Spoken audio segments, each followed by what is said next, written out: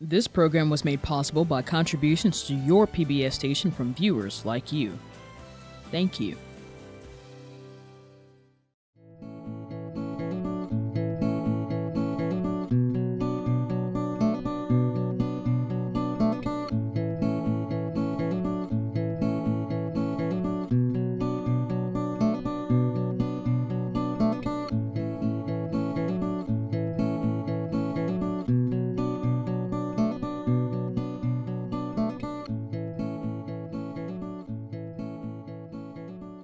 Congressman Diane Black, thank you so much for being here. You're so welcome. It's my pleasure. We're excited to talk to you today and learn more about you. You represent the 6th Congressional District here in Tennessee. That's right. And how many counties is that? 19 counties.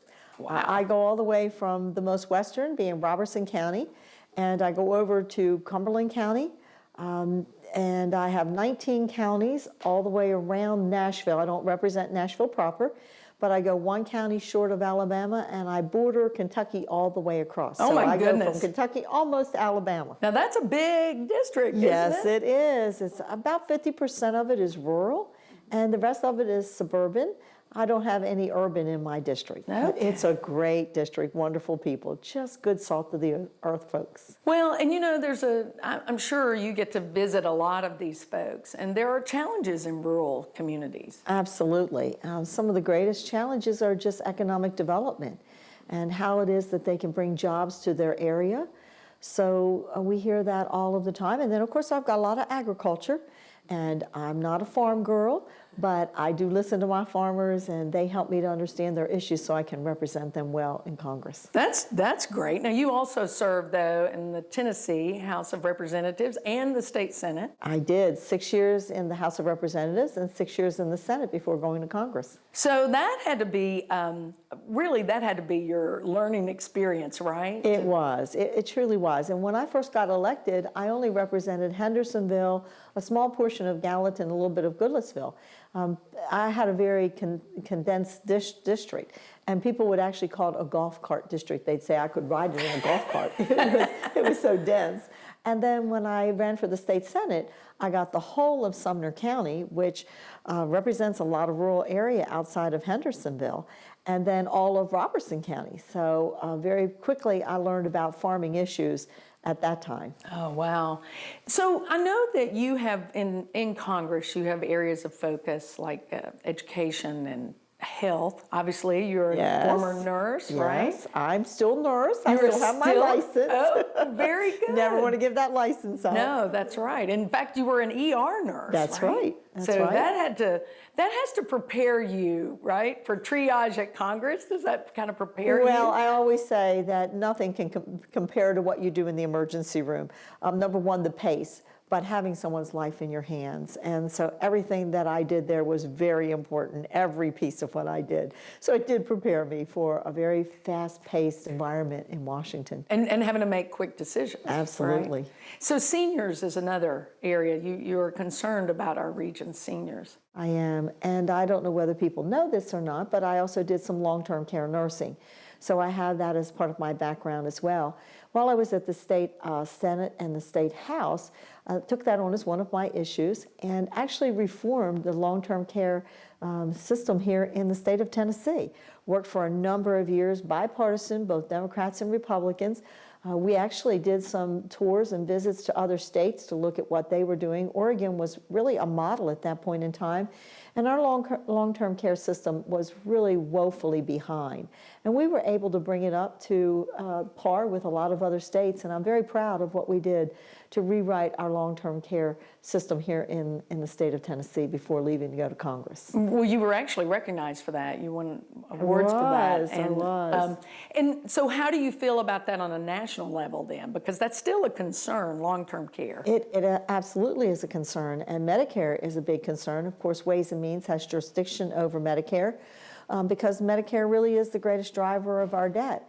And yet at the same time, it's a program that we have got to make sure that we keep our promise to our seniors to let them know that that's going to be there and be available for them. But if we don't do something about reforming that program, in 2030, it actually goes defunct. It will not have funding in it Wow. to either meet the needs of the people that are currently in it or even those coming behind. And so our committee, the Ways and Means Committee, who has the jurisdiction, has been looking at that, and we have actually put out some plans of things that we could do to reform the system to be sure that we preserve it for future generations, but protect it for people that are currently in it. That's really important, and I know you have to be far-reaching in your vision. It is important, especially when you have 10,000 baby boomers that are retiring every day. Yes. That's a large group of people that are going to be looking to those services, and we've committed to that, and it is our responsibility to be sure we keep that fund strong. Why did you go into politics?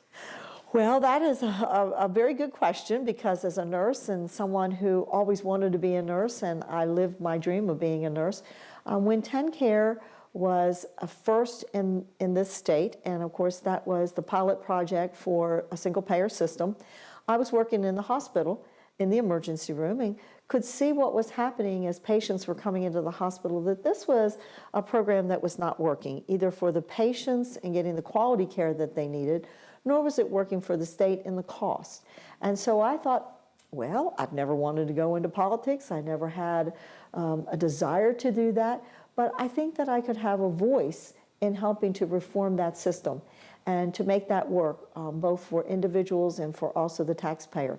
And so that's really what got me into politics to begin with. How fun is that? But now, you know, when you were growing up, because you grew up in Baltimore, Maryland, Yes. and you had an humble beginning. I sure did. You want to share a little bit about that? Because when I read about your story, I was kind of amazed that the road you've taken. You know, it's a really inspiring story, actually. It is, and I will tell you that when Brad Smith came to do an interview with me and talk about my life, my early days, in some ways that was really cathartic for me, because for many years I didn't share that. I thought that people would see that and judge me in a way, and so being able to tell my story, what I realize now as I talk to others and they tell their story, that we have very similar stories, and I'm very proud of the environment that I was raised in.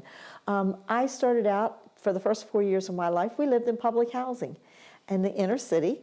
And when my parents had enough money to be able to buy a small home, which they still live in today, Wow. and they moved us from the city into the county, I didn't have a swing in my backyard and lots of friends to play with, as you do when you play in an alley in a public housing. And so I remember being kind of discouraged when I was really little and they moved me out of that environment, because they were where all my friends were. And I had a lot of playground equipment right there close to my house, but we moved out into the county. And at that point in time, it was a very rural area. We were one of the first houses in the neighborhood, a small house, and have two parents that were wonderful parents. We didn't have a lot when we were children, but we had a lot of love in our house, and two parents who believed in strong values, strong Christian values. And so I was brought up in a community that was a community today that people would say is a lower income community. And I really didn't know that until I went to high school with kids who had a whole lot more than what I did. But it made me want more. It made me want to do well in education. It made me want to be able to buy a car like I saw my friends have. Right. And so I had a wonderful counselor who saw something in me that I don't even think I saw in myself at that time. And he was the one who encouraged me to do well in school, so I'd get a scholarship, so I could go to nursing school, because my family, frankly, could not afford that. Your counselor, Mr. Whiting? Mr. Whiting. He sounds like a really phenomenal person. Oh. And he sounds like a lot of teachers and counselors that really encourage our students today.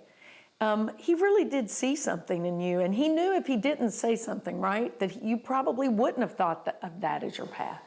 Well, he was one of those people that I will always hold as a mentor that I want to be to other children that I see, because he was like a father figure to me. He really, really cared, and it wasn't just me. He cared about a lot of students in our high school. He was sort of the grandfatherly type. He had gray hair. I always knew him just to have gray hair. And he was someone who just loved kids and wanted to always make sure that they did the best that they could do. And he was the one who encouraged me. My mother and father did not have much of an education. My father had a 6th grade education, and my mother went to the 9th grade. And my parents, their desire was that each of us 4 children would graduate from high school.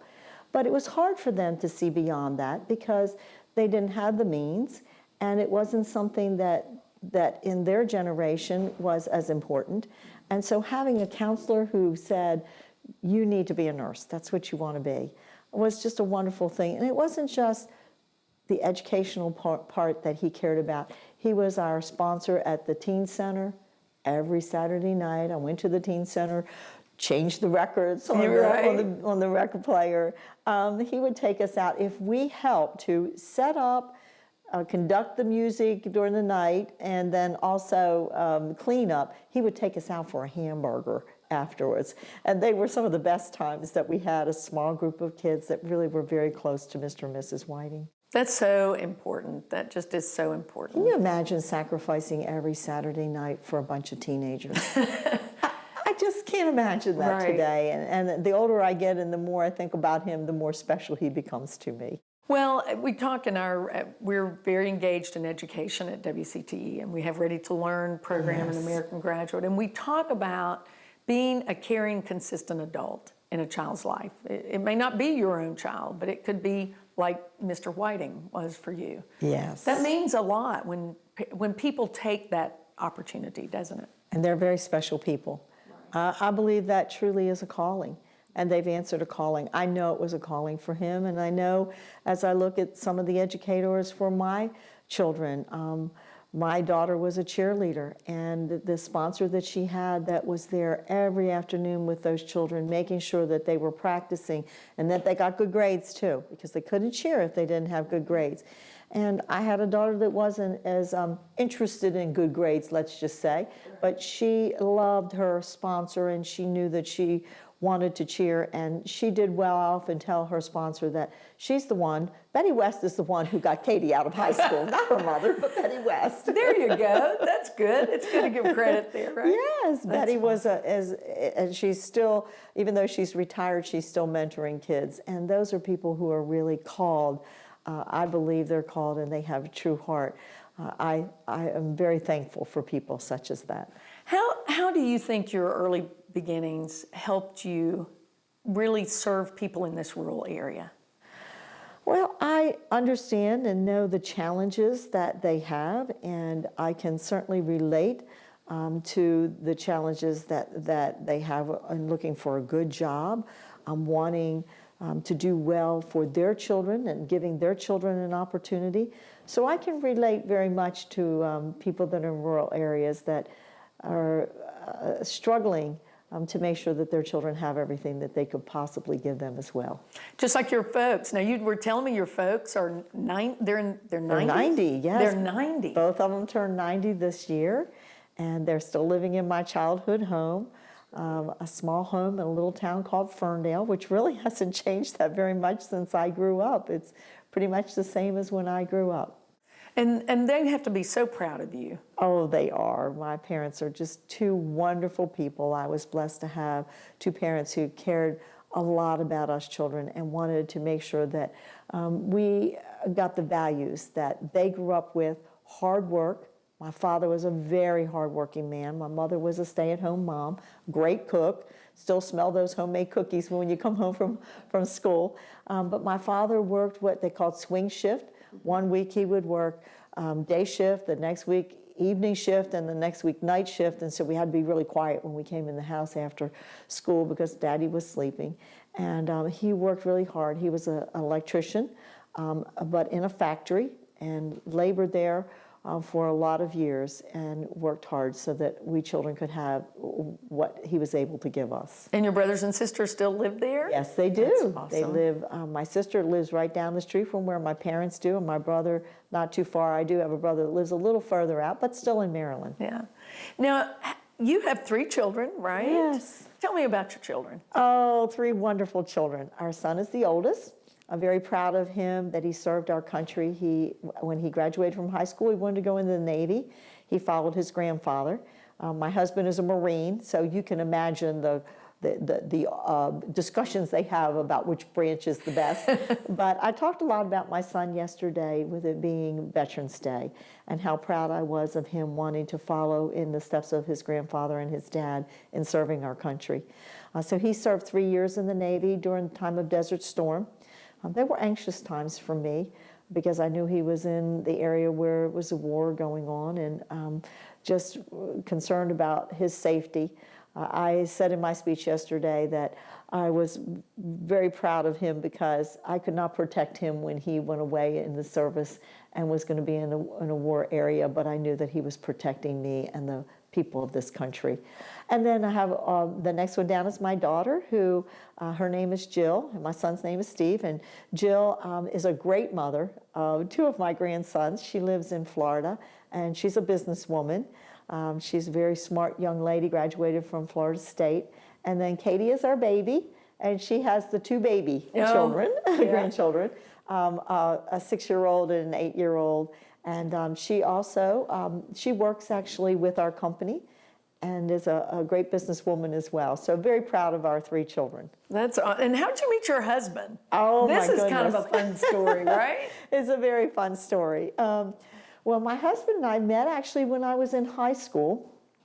He's from Michigan, and he was in the Marines and visiting the area where I lived, and dated a lady that was in, a girl that was in my high school class. And so that was the first time that we met, and very briefly met. And then years went by, and they married, and I married my high school sweetheart. And he then married this gal from our community and was going to University of Maryland. And so our paths crossed many times. Unfortunately, both of us had marriages that didn't work out. And I had 3 children, and our lives came back together again. It's kind of like Harry Met Sally, where, you know, you see one another, you know one another, you meet and have a connection, and then you don't see each other for a number of years. And a good friend of ours said, look, hey, you both are great folks. I think that you all are to get to know each other a little better. We did. Ended up marrying him. He's adopted all 3 of our children. They all 3 have his name, and he basically is their dad. He raised them. That's so great. Yes. That's just so great. It's a Harry Met Sally story. A Harry Met Sally that story. ended really well. So how do you balance all that? How do you balance being a wife and a mom and a grandmother and a congressman? How do you do all that? Well, I think it's because I have a great family who has an understanding for what I'm doing for the country. And they sacrifice. You know, people don't realize how much families sacrifice when you are serving either at the state level or even sometimes at the local level, and the long days and the meetings that you go to in the evenings. And for me, it's really hard because I miss a lot of those opportunities to be with my grandchildren, whether it's Grandparents' Day or whether it's a play they're in. And I feel really badly sometimes that I'm not able to be there and be the kind of grandmother that I would like to be, where I could be there all the time with them. But they honor the fact that I am serving this country. I'm away from them and have to be away from them in order to be able to do my job. Right, right. What advice would you give young people, maybe even your grandchildren, if they wanted to pursue a career of their choice, whatever it might be, politics or whatever? What advice would you give them? I give them advice, and also as I travel throughout my district, I love going to high schools and talking to high school students. I'm going to be leaving here and going over to TTU and talking to a group of students over there, and I always tell them, follow your heart. I was very fortunate from very young. My mother says at the age of about 4 years old, I asked for a doctor's kit, not a nurse's kit, a doctor's kit. And so I just always had that built in me, that I, for some reason, love medicine. I love people. I still do to today. That's my thing. I love talking to people and getting their stories. But I tell young people to follow your heart. Find out what really makes you tick. What do you love to do? And truly, if you find what you love to do, you'll never work a day in your life. Mm-hmm. It will always be just you're loving what you do. And I love what I do. I get to meet people. I get to take on some very big, important issues and try to find ways to solve those to make people's lives better. But I say follow your heart. Figure out what you like to do, and then do it. Is it a bigger challenge being in Washington than being when you were here in government? Well, it is a bigger challenge because you have bigger issues and you have a responsibility to even more people. When I first started out, in the House of Representatives, I represented about 50,000 people. When I ran for the state Senate, I tripled that. And then when I ran for Congress, I now represent about 725,000 people. So it is a wide variety of issues that you deal with. Of course, when you're at the local level, you're representing a much smaller group of issues. And as you grow in each one of those levels, you start taking on bigger and bigger things that maybe aren't in your wheelhouse. For instance, when I went to Congress and got put on Ways and Means, tax reform was not in my wheelhouse. Trade, international trade, was not in my wheelhouse. I had to learn about those things. So as I've stepped up in the representation, I've taken on some things that I'm not familiar with, that I have had to learn about, so I could be the best representative I could be. And then, importantly, taking that back to the people and letting them tell me what they think about it. We do teletown halls where people actually have an opportunity to be on the telephone and ask questions there. We do live town halls where I get to meet people face to face. And then I'm out in my district at least once a month. We have a work week where we get back in the district and I work all week long.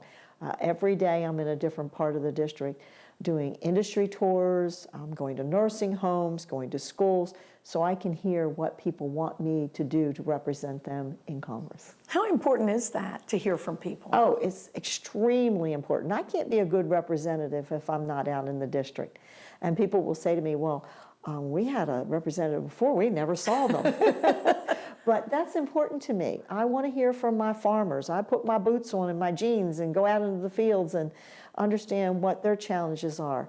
I want to go over to TTU today and hear academically, what are the challenges there? What can we do to make sure we're setting the right policy to give people the best that we can give them? So it is extremely important that I hear from folks. We go to nursing homes and listen to what challenges do you have with being able to get your medications, making sure that you have a safe environment to live in, an environment where you can be happy and thrive. So all of these are very important for me to be the best representative I can be. What do you want to be remembered for? I hope that people will say she cared, that she listened, and that she really cared about us and wanted to do the best she could do. And when you look ahead, what's in your future? You know, it's hard to say. I don't think any of us know what our future will actually bring us. I was surprised the first time I decided that I would make a good representative for people when TennCare was not doing the best job it could do for folks. So you never know what may be offered there. I just hope that whatever I do in the future will always be a service to people, because that's really what I love. Oh, I have no doubt about that. In the few minutes we have left, I want you to share with me how you feel about being a Tennessean. Oh, I love Tennessee. We've been here, it'll be 30 years this upcoming year. And my mother still says to me, my 90-year-old mother, precious Mom, when are you coming home? And I tell her, Mom, I am at my home. Tennessee is a special place. I didn't know that much about Tennessee when my husband decided to take a job at Vanderbilt and move us here.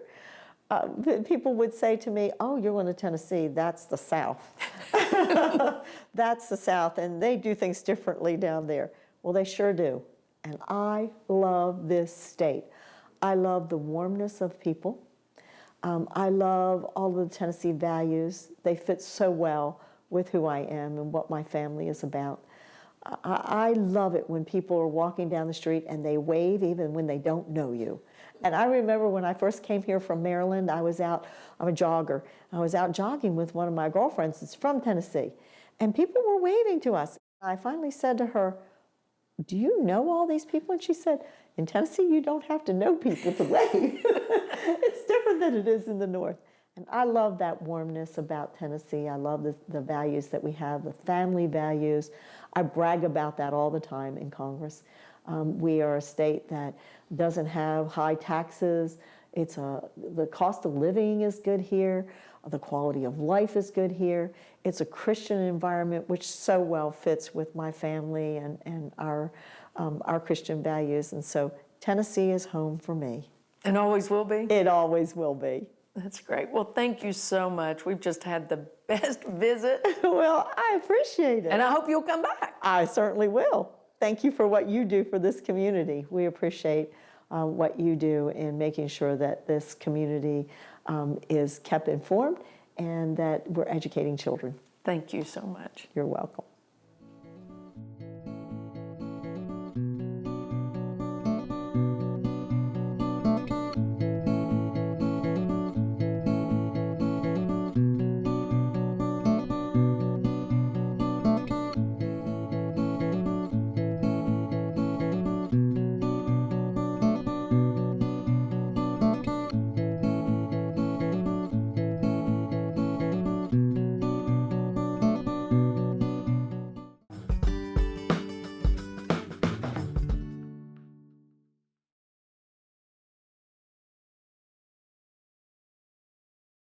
This program was made possible by contributions to your PBS station from viewers like you. Thank you.